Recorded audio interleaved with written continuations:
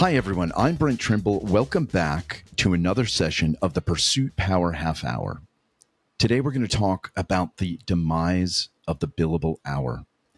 For decades, billable utilization and chargeability have been gold standards in professional services, the one metric that seemed to matter most.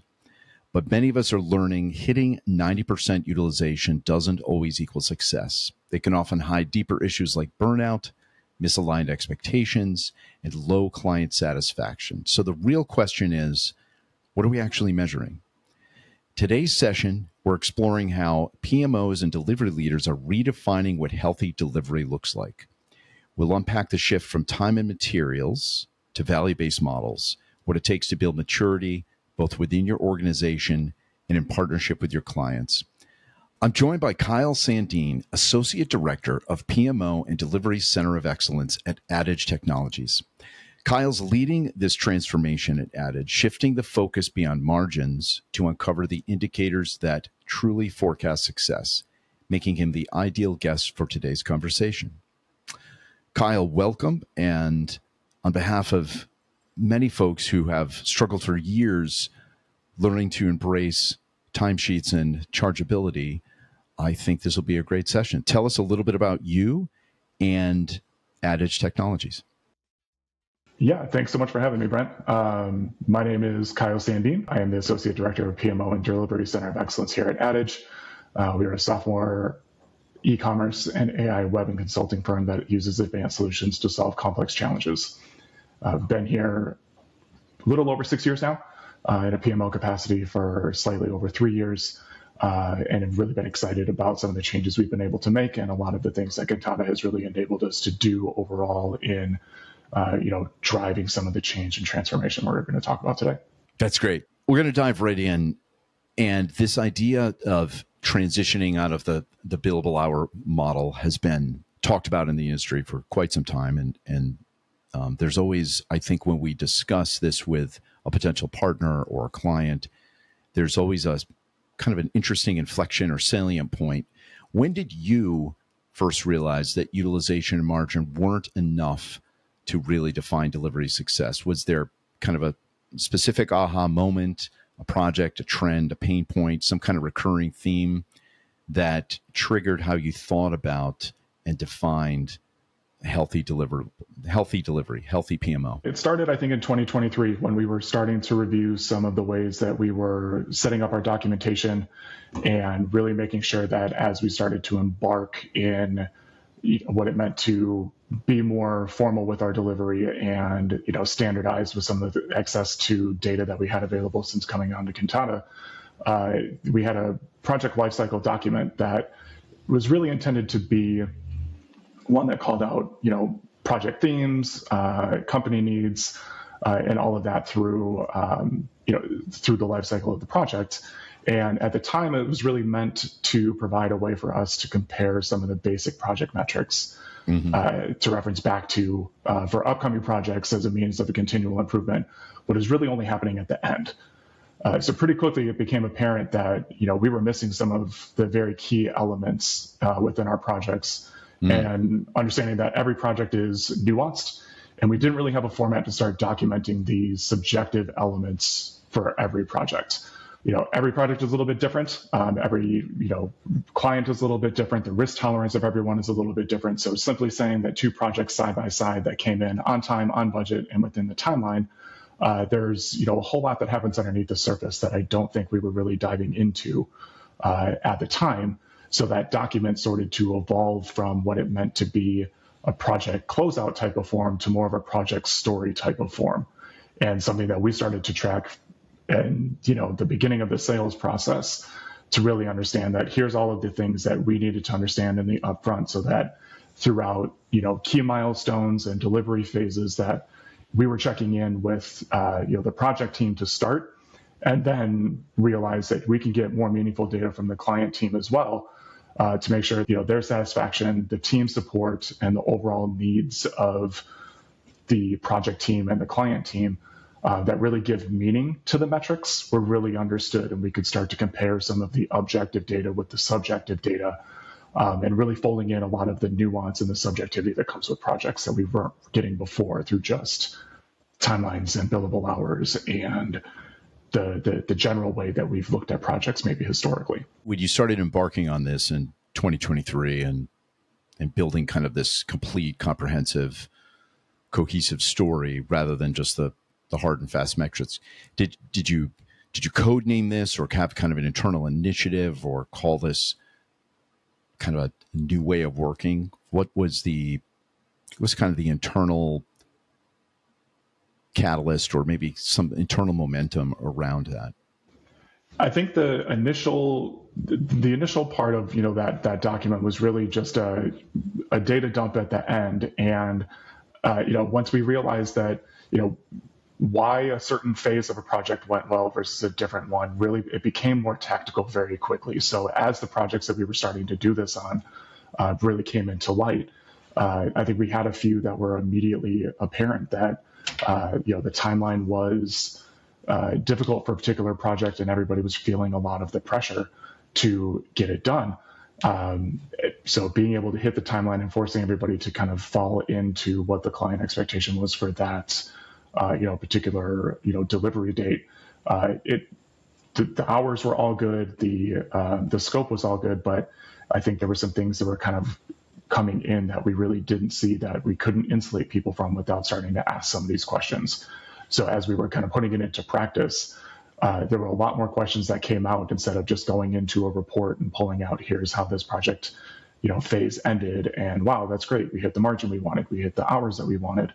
But I had very unhappy people on, the project side that were like, why am I feeling this right now? And without being able to ask those questions in a forum, we put things into place, I think, very quickly that, every few months we were checking in with the project in a very specific and intentional way, in addition to all the subjective ways we were kind of doing it throughout, the timeframes in between, to really just make sure that people were starting to feel heard and that this was a new way that we were, gauging the success of a project. It wasn't just the dollars and cents at the end of the day. Someone participating, watching, kind of hears this, thinks, gosh, that's great, a holistic, every dimensional view of the project, but time and materials, retainer, whatever the conventional rubric is safer.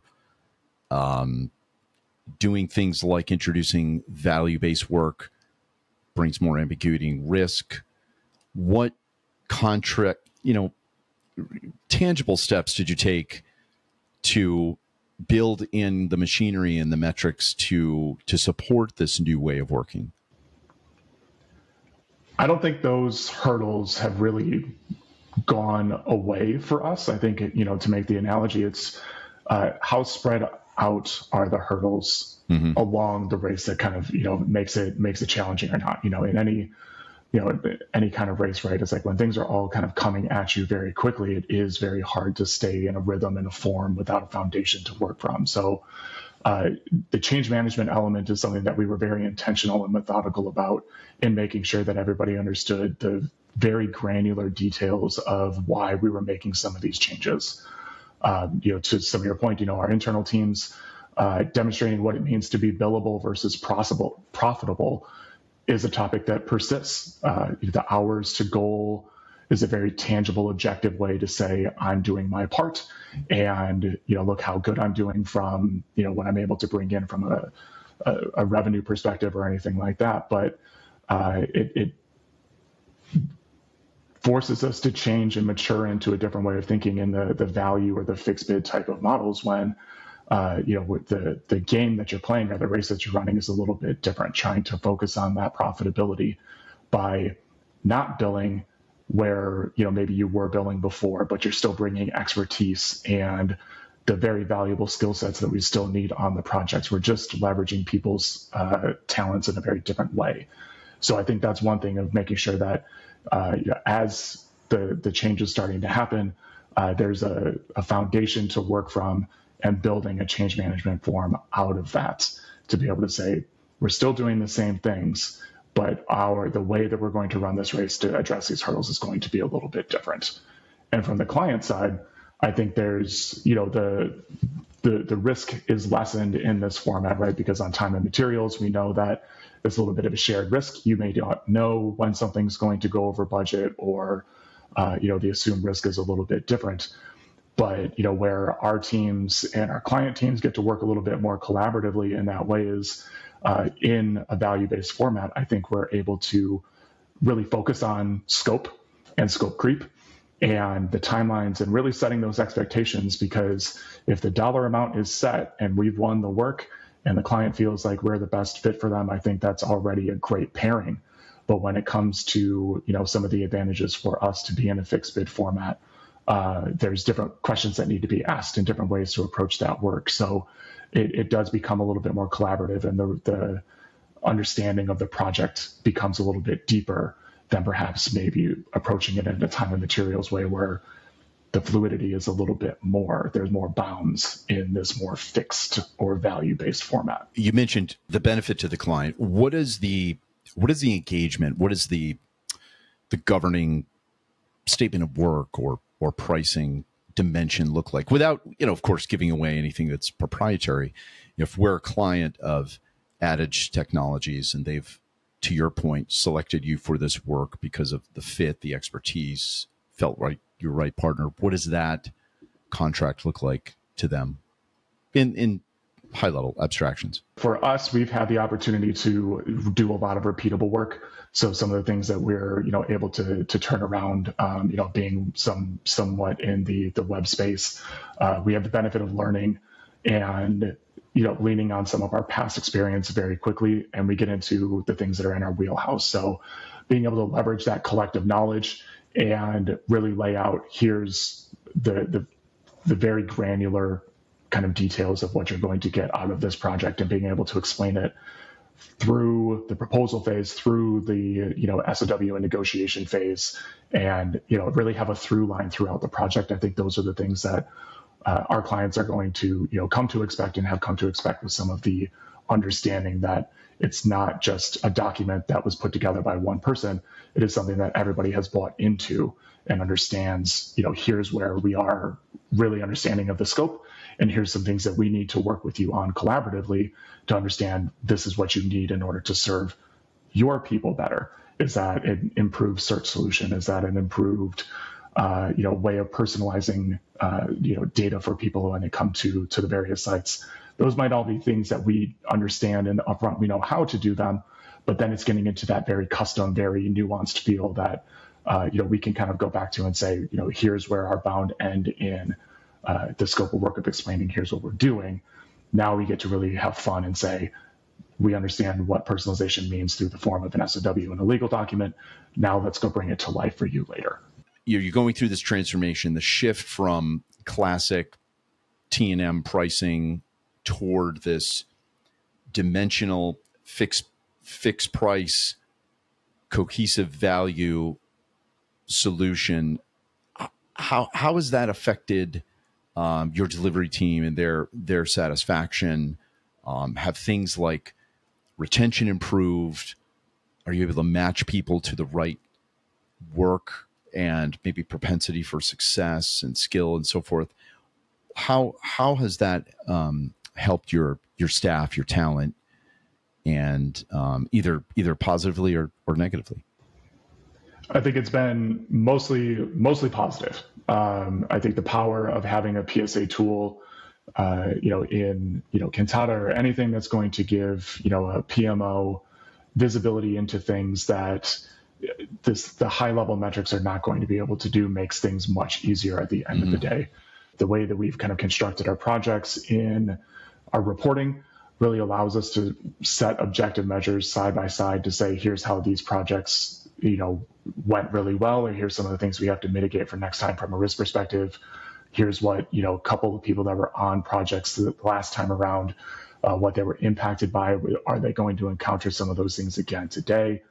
And leveraging the skill sets, I think, in the way that we've been able to kind of look at what does a project need, understanding what some of the outcomes that the clients are looking for, being able to weave all of that nuance together is really the way that we've been able to start building out what a more project-based team looks like, so that we're setting our people up for success, then ultimately setting our clients up for success. We get to react to things quicker. We have the health data that we're able to rely on in real time, so we're not looking back through spreadsheets or looking back through some of the historical things from projects of 2 or 3 years ago. Through categorization of all of our data and being very strategic and mindful about the different ways that we can categorize it, it makes for faster feedback loops and things more data and sentiment driven.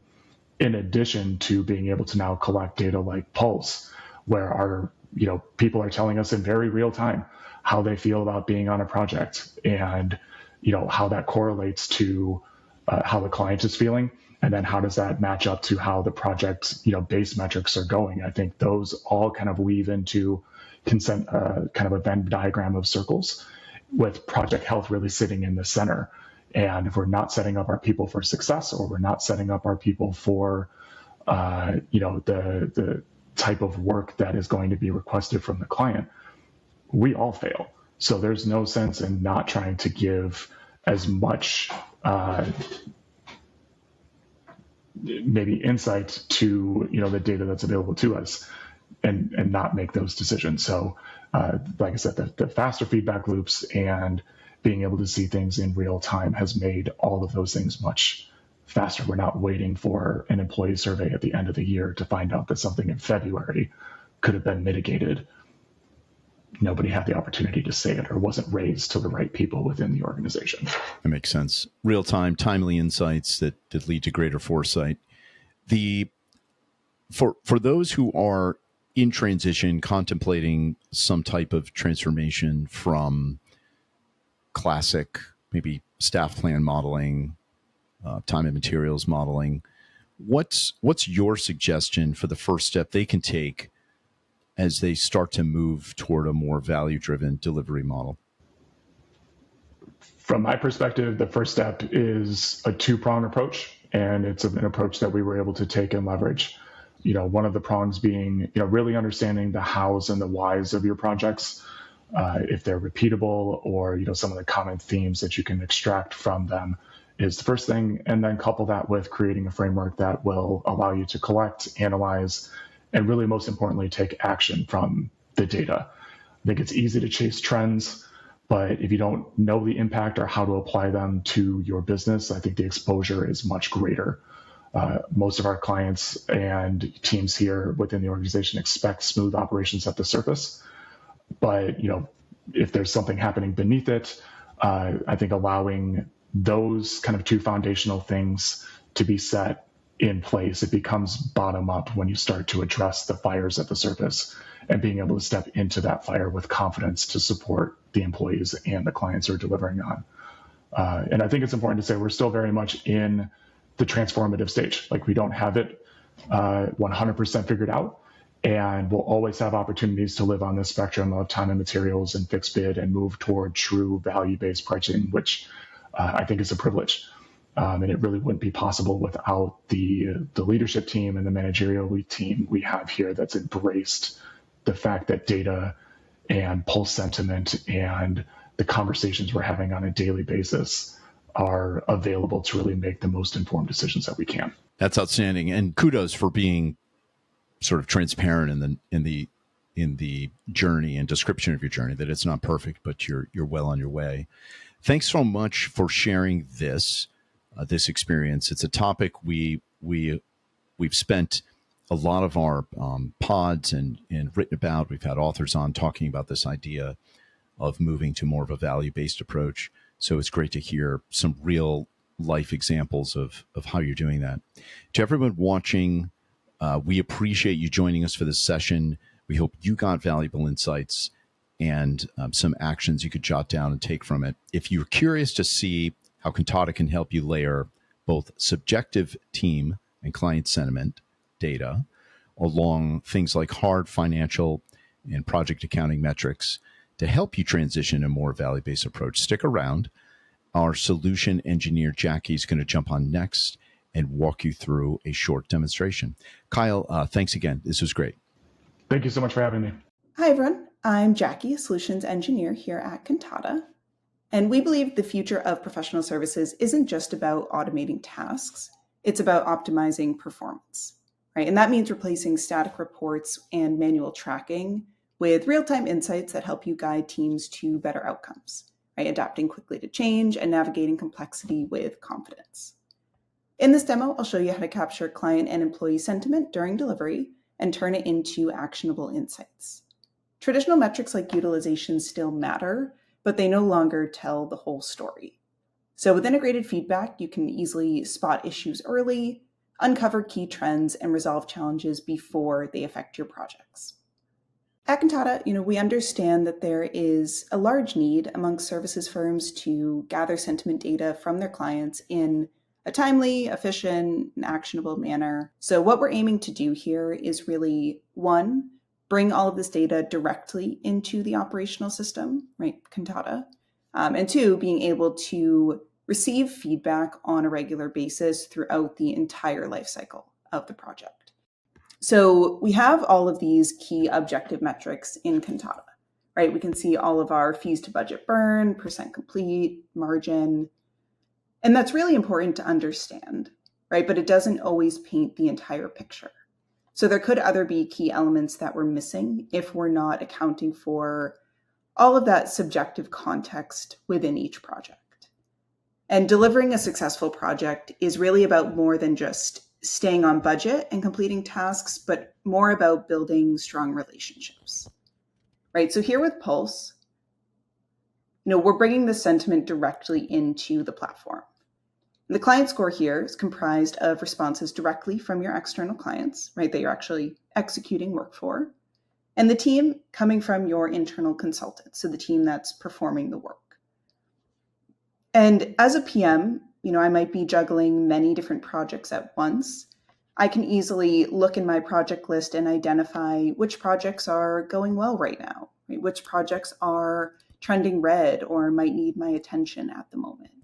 So for example, this Auckland Corporation project, it looks like we're tracking okay from a budgetary standpoint, right? We've just sort of started executing on the project, but the sentiment from the client is already taking a negative turn. So how do we jump in and actually identify what's happening behind the scenes here? So as we drill in, right, I can now gain a deeper analysis of what's really going on with this engagement, being able to gather that full breakdown and trend analysis of the scores, not only right now, but over the entire life cycle of the project, right? I can understand where things started to take that negative turn, but also being able to see where the client and team scores have started to fall out of alignment. And each pulse score, you'll notice, is broken down into 3 separate categories, right? And these are essentially thematically the different buckets of questions we might be looking to ask, right? So generally, how satisfied are you with the services we've provided? How confident are you with the services that we are going to provide? And general feedback, right, around communication, professionalism, skill sets, being able to bucket those for better analysis here as well. Now, always being able to take that a step further, what's the specific feedback within each question on each survey, any free text responses, always having that additional layer of granularity here as needed. Now, with Pulse, it automatically captures feedback from clients and employees at key project moments, right? So this could be milestones, phases, maybe it's just a regular monthly check-in, or maybe, again, it's on that task completion here. So with the automated cadence, right, Pulse reduces that administrative burden that often falls on the PMs, giving more of a set it and forget it mentality. And on top of this, right, as we're gaining all of these great data points, what can we actually do with that? Right, so with Kantata's AI project assistant, we're able to essentially prompt the system. I've said, tell me actionable insights based on those pulse scores. And the system is telling me based on the team feedback, the client feedback, right, in order to maintain positive trends, we should continue doing X, Y, and Z. Wherever we see some of those negative trends, maybe we need to focus on client interaction. So always being able to not only have the data for here and now, but being able to see, what's the next best action based on real-time feedback from both sides.